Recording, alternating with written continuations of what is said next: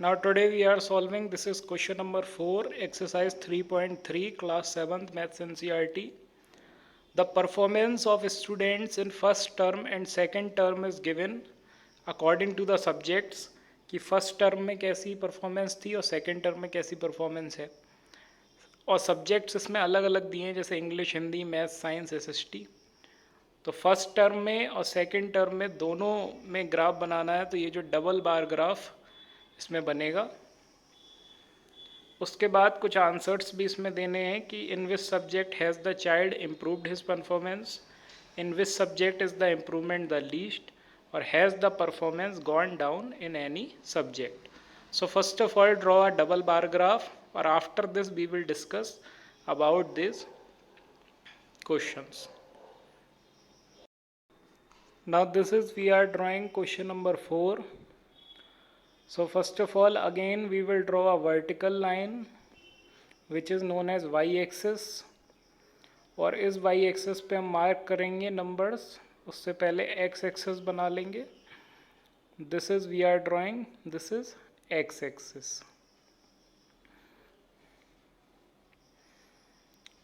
After drawing y-axis and x-axis, now we will mark 0, 10, 20, 30, 40, 50, 60, 70, 80, 90, 100। क्योंकि सारे number जो है वो 100 तक ही है, तो इसलिए 100 तक ही मार्क करेंगे यहाँ पे। उसके बाद लिख देंगे इसमें मार्क्स, क्योंकि इधर वाई एक्सिस पे हम मार्क्स लिख रहे हैं। उसके बाद एक्स एक्सिस पे हम लिख देंगे सब्जेक्ट्स, नीचे को सब्जेक्ट्स मार्क किए जाएंगे, इसलिए यहाँ पे सब्जेक्ट लिखेंगे। उसके बाद स्केल लिखेंगे, 1 सेंटीमीटर हमने लिया है, 10 मार्क्स, तो ये स्केल हो गया। उसके बाद डबल बार ग्राफ है, तो यहाँ पे इंडिकेटर्स का होना बहुत ज़रूरी है। तो अगर शेडेड नहीं है तो फर्स्ट टर्म, और अगर हम उसमें लाइन ड्रॉ कर दे रहे हैं तो वो शो करेगा सेकेंड टर्म। मतलब जो बार जो हम बनाएंगे जिसमें शेड नहीं होगा वो होगा फर्स्ट टर्म, और जिसमें शेड होगा मीन्स लाइंस होंगी वो होगा सेकेंड टर्म। अब फर्स्ट टर्म में सबसे पहले मार्क्स दिए 67, तो 67 कहाँ पे होगा, 60 के 7 ऊपर जो होगा वो 67 होगा। तो 67 का बार बनाएंगे, उसमें शेड नहीं करेंगे क्योंकि ये फर्स्ट टर्म के मार्क्स दिखा रहा है। उसके बाद सेकेंड टर्म के जो मार्क्स हैं वो 70 हैं, तो 70 मार्क कर देंगे यहाँ पे और शेड करेंगे।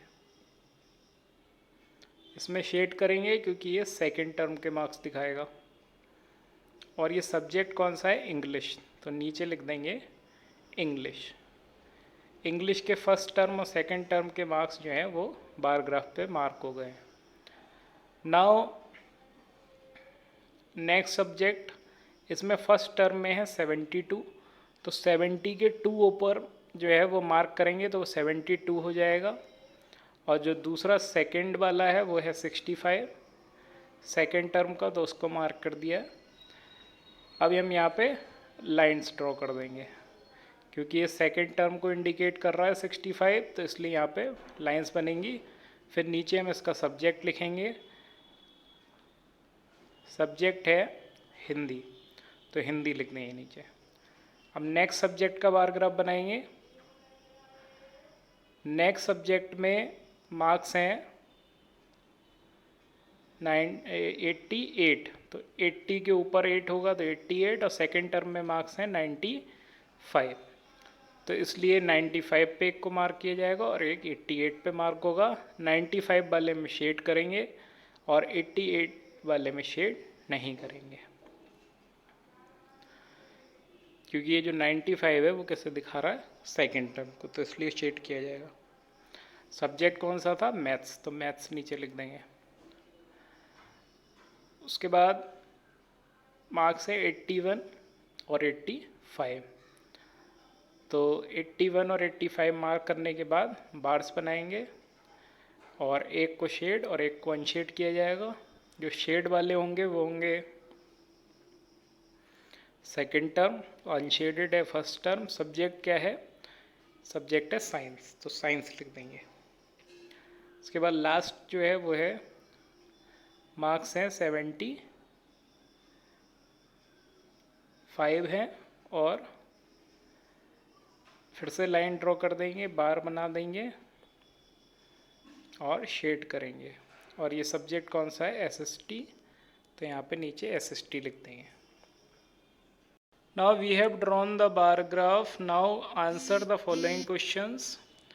इन which subject has the child improved his performance the most, कि सबसे ज़्यादा जो परफॉर्मेंस है वो किस सब्जेक्ट में बढ़ी है? तो यहाँ पे देख सकते हैं इंग्लिश में 3 मार्क्स बढ़े हैं, हिंदी में तो बढ़े नहीं, कम हो गए, मैथ्स में 7 मार्क्स बढ़े हैं, साइंस में 4 मार्क्स बढ़े हैं और SST में 2 मार्क्स बढ़े हैं। तो सबसे ज़्यादा जो परफॉर्मेंस बढ़ी है वो मैथ्स में बढ़ी है।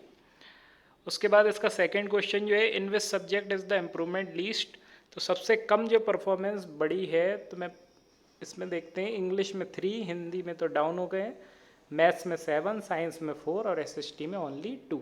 तो सबसे कम जो इम्प्रूवमेंट हुआ है वो SST सब्जेक्ट में हुआ है। इसके बाद थर्ड क्वेश्चन जो है, has the performance gone down in any subject, तो इसमें हम देख सकते हैं हिंदी में जो है मार्क्स कम हुए हैं। तो इसके आंसर्स कैसे लिखेंगे? Now let us see now answers of 1 by 1 all questions.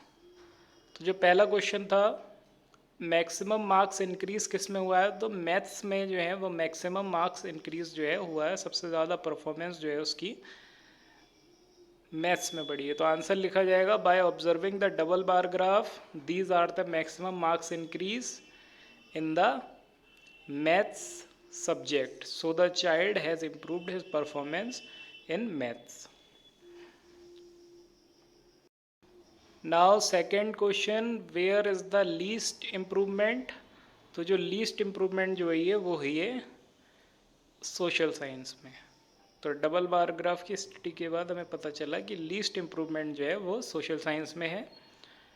अब क्वेश्चन 3 का जो आंसर है वो ये है कि परफॉर्मेंस जो है वो हिंदी सब्जेक्ट में नीचे गई है, means the performance in Hindi subject has gone down.